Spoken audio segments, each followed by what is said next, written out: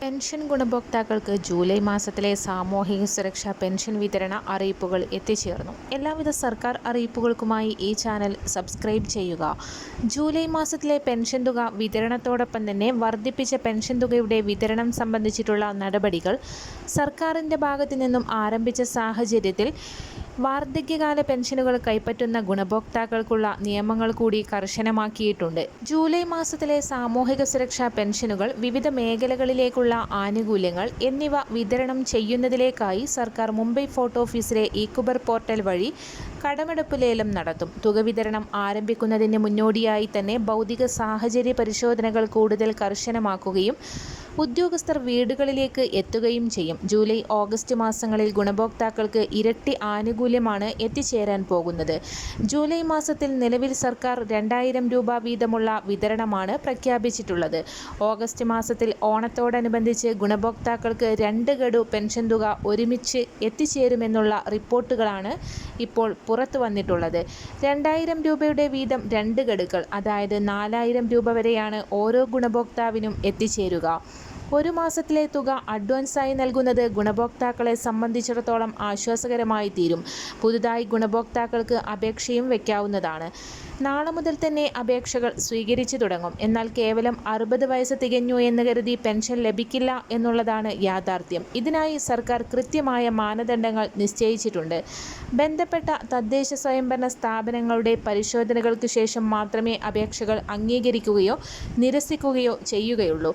അതുകൊണ്ട് തന്നെ ഈ പദ്ധതിയുടെ യഥാർത്ഥ നിബന്ധനകൾ എന്തൊക്കെയാണ് ഉള്ളതെന്നും ആർക്കൊക്കെയാണ് ഇതിന് അർഹത ഉള്ളതെന്നും എന്തെല്ലാം കാരണങ്ങൾ കൊണ്ടാണ് അപേക്ഷകൾ നിരസിക്കാൻ സാധ്യതയുള്ളതെന്നും കൃത്യമായി മനസ്സിലാക്കുക. പെൻഷൻ ലഭിക്കുന്നതിനുള്ള ഏറ്റവും ആദ്യത്തെ പ്രധാനപ്പെട്ടതുമായ നിബന്ധന അപേക്ഷകന്റെ കുടുംബവാർഷിക വരുമാനവുമായി ബന്ധപ്പെട്ടുള്ളതാണ്.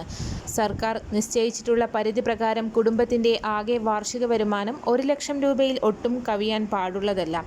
വരുമാന പരിധി 1 ലക്ഷം രൂപയ്ക്ക് മുകളിലായവർ സാധാരണഗതിയിൽ അർഹത നഷ്ടപ്പെടും. കൂടാതെ ഔദ്യോഗിക രേഖകളിൽ അപേക്ഷകൻ ഒരു അഗതിയായിരിക്കണം എന്നുള്ള കാര്യം പ്രത്യേകം എടുത്തു പറയുന്നുണ്ട്.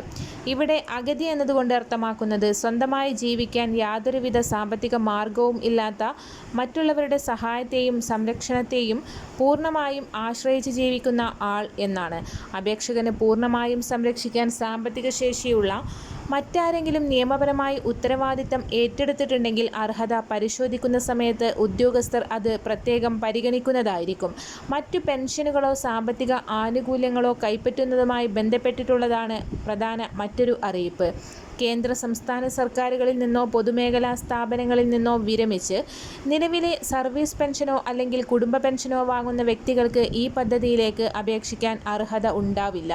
എന്നാൽ ഇതിൽ ചെറിയൊരു ഇളവ് അനുവദിച്ചിട്ടുണ്ട്. അതായത് മാസം പരമാവധി 4000 രൂപ വരെ എക്സ് ഗ്രാൻഡ് പെൻഷനോ NPS പെൻഷനോ വാങ്ങുന്ന ആളുകൾക്ക് ഈ നിബന്ധനയിൽ ഇളവ് ലഭിക്കുന്നതാണ്.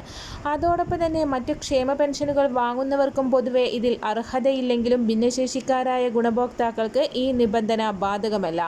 EPF ഉൾപ്പെടെ പരമാവധി 2 പെൻഷനുകൾ വരെ മാത്രമേ ഒരു വ്യക്തിക്ക് ഒരുമിച്ച് വാങ്ങാൻ നിയമപരമായി സാധിക്കുകയുള്ളൂ. അപേക്ഷകന്റെ സാമ്പത്തിക സ്ഥിതി വിലയിരുത്തുന്നതിന് അവരുടെ പേരിലുള്ള സ്വത്തുക്കളും വാഹനങ്ങളും സർക്കാർ കൃത്യമായി പരിശോധിക്കാറുണ്ട്. അപേക്ഷകന്റെയോ അല്ലെങ്കിൽ അവരുടെ കുടുംബത്തിൻ്റെയോ പേരിൽ ആകെ 2 ഏക്കറിലധികം ഭൂമി ഉണ്ടായിരിക്കാൻ പാടുള്ളതല്ല എന്നുള്ളത് മറ്റൊരു പ്രധാന മാനദണ്ഡമാണ്. എന്നാൽ പട്ടികവർഗ വിഭാഗത്തിൽപ്പെടുന്ന ആളുകൾക്ക് ഭൂമിയുടെ ഈ നിബന്ധന ബാധകമല്ല. അതുപോലെ തന്നെ കുടുംബത്തിൽ 1000 cc കൂടുതൽ എൻജിൻ കപ്പാസിറ്റിയുള്ള സ്വകാര്യ 4 ചക്ര വാഹനങ്ങൾ അഥവാ വലിയ കാറുകൾ സ്വന്തമായി ഉണ്ടാകാൻ പാടില്ല.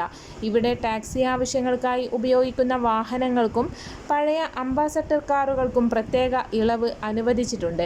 ഇൻകം ടാക്സ് അഥവാ ആദായ നികുതി അടയ്ക്കുന്ന വ്യക്തികൾക്ക് സാമ്പത്തിക ശേഷി ഉണ്ടെന്ന് കണക്കാക്കുന്നതിനാൽ അവർക്കും ഈ പെൻഷന് അർഹത ഉണ്ടായിരിക്കുന്നതല്ല.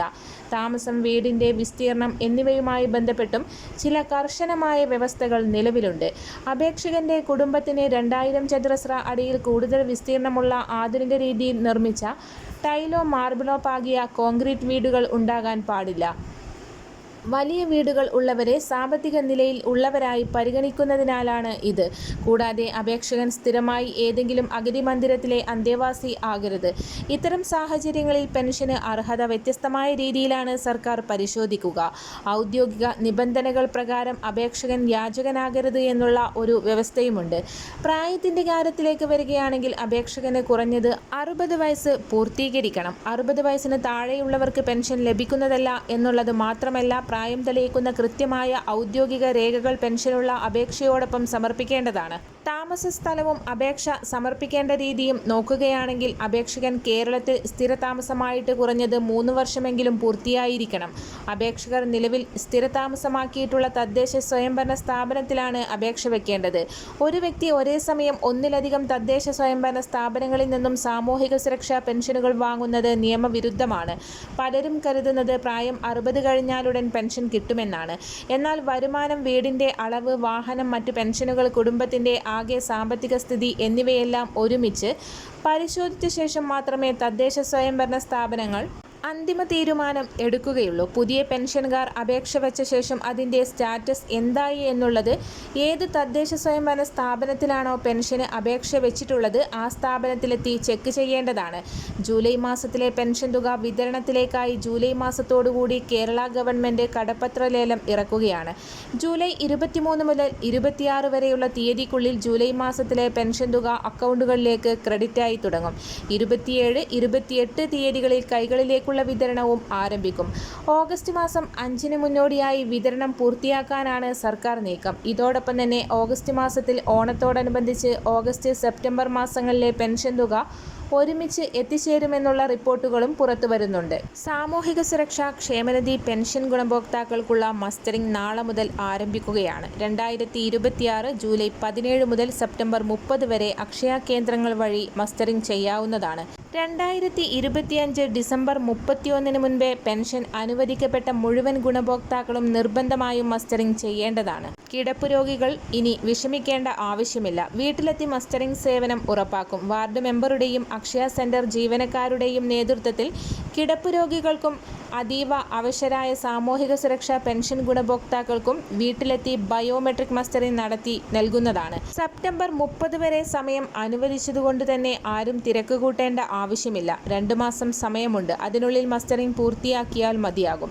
മറ്റൊരറിയിപ്പ്, കേരള പ്രവാസി ക്ഷേമ ബോർഡിന്റെ പ്രവാസി പെൻഷൻ പദ്ധതിയിൽ ഉൾപ്പെട്ട ഗുണഭോക്താക്കൾക്ക് 2026 ഏപ്രിൽ മാസം മുതലുള്ള പെൻഷൻ തുക വിതരണം മുടങ്ങിയത് ഗുരുതരമായ വീഴ്ചയാണെന്നും സാങ്കേതിക പ്രശ്നങ്ങൾ പരിഹരിച്ച് കുടിശ്ശികയായ മുഴുവൻ തുകയും പെട്ടെന്ന് തന്നെ അർഹരായവരുടെ കൈകളിലെത്തിക്കാൻ സർക്കാർ നടപടി സ്വീകരിക്കണമെന്നും പ്രവാസി വെൽഫെയർ സംസ്ഥാന കമ്മിറ്റി ആവശ്യപ്പെട്ടു.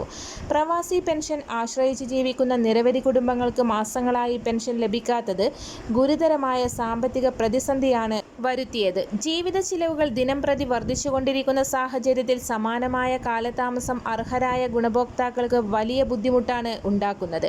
ഇത്തരത്തിലുള്ള കാലതാമസം ഇനി ആവർത്തിക്കാതിരിക്കാനുള്ള സ്ഥിരമായ സംവിധാനം ഒരുക്കണമെന്നും പ്രവാസി വെൽഫെയർ സംസ്ഥാന സർക്കാരിനോടും കേരള പ്രവാസി ക്ഷേമ ബോർഡിനോടും ആവശ്യപ്പെട്ടു. അതോടൊപ്പം പെൻഷൻ വിതരണം വൈകുന്നതിന്റെ കാരണം പൊതുജനങ്ങളെ അറിയിക്കുകയും വിതരണം പുനരാരംഭിക്കുന്നതിനുള്ള വ്യക്തമായ സമയക്രമം പ്രഖ്യാപിക്കുകയും വേണം. പ്രവാസികളുടെ ക്ഷേമത്തിനായി രൂപീകരിച്ച പദ്ധതികളുടെ വിശ്വാസം നിലനിർത്താൻ സർക്കാർ അടിയന്തര ഇടപെടൽ നടത്തണമെന്നും പ്രവാസി വെൽഫെയർ സംസ്ഥാന കമ്മിറ്റി ആവശ്യപ്പെട്ടു. പെൻഷൻ ഗുണഭോക്താക്കൾക്ക് കേന്ദ്രത്തിന്റെ ഭാഗത്തു നിന്നുകൂടി സന്തോഷ വാർത്ത എത്തിയിരിക്കുകയാണ്. സർക്കാരിന്റെ ഭാഗത്തു നിന്നും പെൻഷൻ തുക വിതരണം ആരംഭിക്കുമ്പോൾ കേന്ദ്ര സർക്കാരിന്റെ ഭാഗത്തു നിന്നുള്ള PM കിസാൻ സമ്മാൻ നിധിയുടെ അടുത്ത ഗഡു വിതരണ നടപടികൾ കൂടി ആരംഭിക്കുകയാണ്. ഇതിന്റെ ഭാഗമായി 27 ലക്ഷത്തോളം വരുന്ന കർഷക ഗുണഭോക്താക്കൾ വീണ്ടും ഇലക്ട്രോണിക് KYC പൂർത്തിയാക്കണമെന്നുള്ള നിർദ്ദേശം കേന്ദ്ര കൃഷി മന്ത്രാലയത്തിന്റെ ഭാഗത്തു നിന്നും പുറത്തു വന്നിട്ടുണ്ട്. PM കിസാൻ സമ്മാൻ നിധിയുടെ ഔദ്യോഗിക പോർട്ടൽ സന്ദർശിച്ച് ഈ KYC പൂർത്തിയാക്കാവുന്നതാണ്. അക്ഷയ കേന്ദ്രങ്ങളെയോ കോമൺ സർവീസ് സെന്ററുകളെയോ സമീപിച്ച് ഗുണഭോക്താക്കൾക്ക് ഈ KYC പൂർത്തിയാക്കാം. 2018 വർഷം മുതൽ സ്വന്തമായി കൃഷിഭൂമിയുള്ള ഗുണഭോക്താക്കൾക്ക് ഇതുവരെയും അപേക്ഷ വെച്ചിട്ടില്ല എങ്കിൽ ഇപ്പോൾ തന്നെ അപേക്ഷ വയ്ക്കാവുന്നതാണ്. 2018 കരമടച്ച രസീതിന്റെ കോപ്പി ഇതിനായി ഉപയോഗിക്കേണ്ടി വരും. കരമടച്ച രസീതിനോടൊപ്പം റേഷൻ കാർഡിന്റെ പകർപ്പ്, മൊബൈൽ നമ്പർ, ബാങ്ക് പാസ്ബുക്കിൻ്റെ പകർപ്പ് എന്നിവ ഉപയോഗിച്ച് കോമൺ സർവീസ് സെൻ്ററുകളെയോ അക്ഷയ കേന്ദ്രങ്ങളെയോ സമീപിച്ച് PM കിസാൻ സമ്മാൻ നിധിയിലേക്ക് അപേക്ഷ വയ്ക്കാവുന്നതാണ്. ഓണത്തോടനുബന്ധിച്ച് ഗുണഭോക്താക്കൾക്ക് 24ാം ഗഡുവായ 2000 രൂപ വീതം വിതരണം ആരംഭിക്കും. ഓണത്തോടനുബന്ധിച്ച് കേന്ദ്ര സംസ്ഥാന സർക്കാരുകളുടെ സഹായങ്ങൾ ഉൾപ്പെടെ പരമാവധി 5000 രൂപ വീതമാണ് ഓരോ വീടുകളിലേക്കും എത്തിച്ചേരുക. കൂടുതൽ പ്രഖ്യാപനങ്ങൾ ഉടൻ തന്നെ പ്രതീക്ഷിക്കാം. എല്ലാവിധ സർക്കാർ അറിയിപ്പുകൾക്കും മറ്റു വാർത്തകൾക്കുമായി ഈ ചാനൽ സബ്സ്ക്രൈബ് ചെയ്യുക.